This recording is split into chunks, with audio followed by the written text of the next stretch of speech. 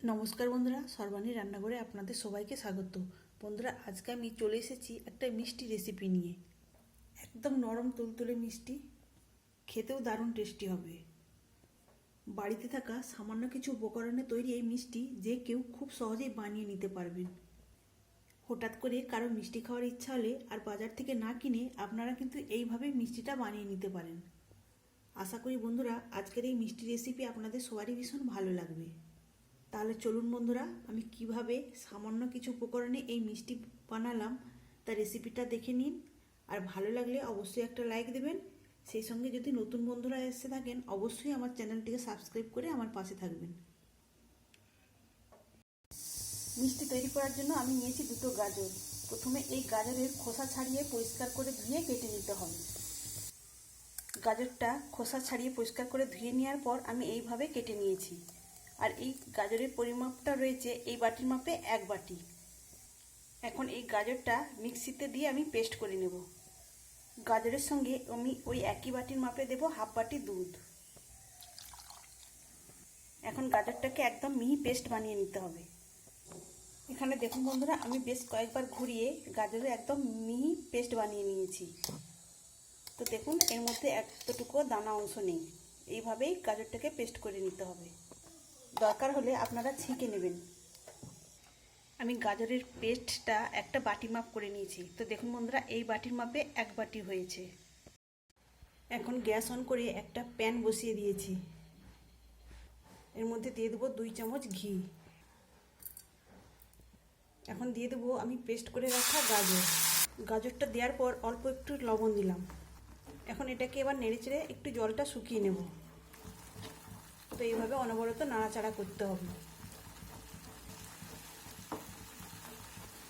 আমি গাজরের পেস্ট প্রায় মিনিট 2 নাড়াচাড়া করে নিয়েছি আর অনেকটা জল শুকিয়ে গেছে। এখন আমি এর মধ্যে দিয়ে দেবো যে বাটি মেপে আমি গাজরের পেস্ট নিয়েছিলাম, সেই গাজরের এখন নিলাম সেই বাটির মাপে হাফ বাটি সুজি। সুজিটা দিয়ে আমি আবারও অনবরত এইভাবে নাড়াচাড়া করে একটা ডোয়ের মতো করে তৈরি করে নেব। তবে এই সময় গ্যাসের ফ্লেমটা একদম লোতে রাখতে হবে। তবে ডোতে পরিণত করতে খুব বেশি সময় লাগবে না, ঝটপট তৈরি হয়ে যাবে। তো এখানে আমার ডোটা তৈরি হয়ে গেছে। এখন এটাকে নামিয়ে নেব অন্য একটা পাত্রে। এটাকে একটা পাত্রে নামিয়ে আমি একটু ছড়িয়ে দিয়েছি। এখন এটাকে হালকা ঠান্ডা করে নেব। বন্ধুরা, এই মিশ্রণে আমি 1 চামচ চিনি দিয়েছিলাম, সেটা স্কিপ হয়ে গেছে। আপনারা অবশ্যই চিনিটা দিয়ে নেবেন। এই মিশ্রণটা অনেকটাই ঠান্ডা হয়ে গেছে। তো এই পর্যায়ে আমি এর মধ্যে দিয়ে দেবো 2 চামচ পাউডার দুধ। তবে আমি 2 চামচের থেকে একটু বেশি পরিমাণেই পাউডার দুধটা দিয়েছি। আর এটা যত বেশি দেওয়া হবে মিষ্টিগুলো খেতে তত বেশি টেস্টি হবে। এখন এই পাউডার দুধ সহ আমি এই মিশ্রণটাকে খুব ভালো করে মিশিয়ে নেব। প্রথম অবস্থায় মাখতে মাখতে হাতের মধ্যে লেগে যেতে পারে, তাতে কোনো অসুবিধা নেই। হাতে একটু ঘি লাগিয়ে নেবেন, দেখবেন খুব সুন্দরভাবে মাখা হয়ে যাবে। তো দেখুন বন্ধুরা, এখানে আমি সুন্দর করে একটা ডো বানিয়ে নিয়েছি।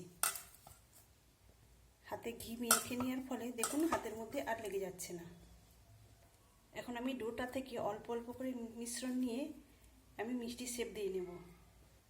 তো দেখুন এইভাবে অল্প একটু নিয়েছি। এবার হাতের সাহায্যে আমি এইভাবে গোল করে নেব।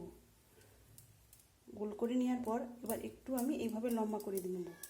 তো বন্ধুরা, আপনারা আপনাদের মনের মতো করে মিষ্টি শেপগুলো দিয়ে নেবেন। তো এইভাবে আমি মিষ্টিগুলো বানিয়ে নেব।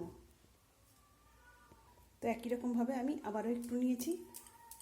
তো এইভাবে গোল করে নেওয়ার পর এইভাবে একটু লম্বা করে দিলেই আমার মিষ্টির শেপ দেওয়া হয়ে যাবে। আমি এখানে সবকটা মিষ্টি বানিয়ে নিয়েছি। চাইলে আপনারা এই সময় তেলেও ভেজে নিতে পারেন এই মিষ্টিগুলো। আমি কিন্তু আজকে তেলে ভাজবো না। আমি মিষ্টিগুলো জলে ভাপ দিয়ে নেব। সেই জন্য এখানে আমি একটা ডেকচিতে জল বসিয়ে দিয়েছি গ্যাস অন করে। আর এদিকে আমি একটা নিয়েছি ছিদ্রযুক্ত পাত্র। এই পাত্রে আমি ঘি ব্রাশ করে নিয়েছি। এবার মিষ্টিগুলো আমি এই পাত্রের মধ্যে এইভাবে সাজিয়ে দেব। তবে মিষ্টিগুলো একটু ফাঁকা ফাঁকি রেখেছি, কেননা এটা যখন ভাপ দেওয়া হবে অনেকটাই ফুলে যাবে, ফুলে বড় হয়ে যাবে। মিষ্টিগুলো দিয়ে দিয়েছি। এবার আমি ওই ডেকচির উপরে বসিয়ে দেব। ঢেকে দিয়ে 5 মিনিট ভাপিয়ে নেব। এদিকে একটা আমি চিনি সিরা বানিয়ে নেব। তার জন্য আমি নিয়ে নিলাম পরিমাণ মতো চিনি। আমি যে বাটি মেপে গাজরের পেস্ট নিয়েছিলাম সেই বাটির মাপে 1 বাটি চিনি দিয়েছি। আর দিয়ে দেবো ওই একই বাটির মাপে 1 বাটি জল।